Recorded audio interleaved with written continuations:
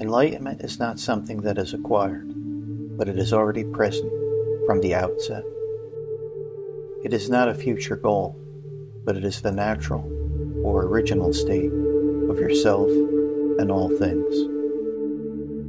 Everything in your experience right now is a perfect display of enlightenment.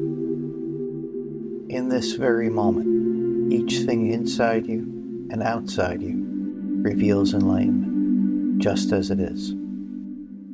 In this way, the ultimate sacred reality you seek is already right here.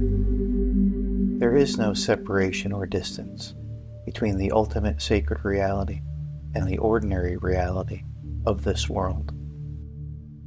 In fact, the ultimate sacred reality you seek is what this ordinary world is discovered to be, when this world is seen as it actually is.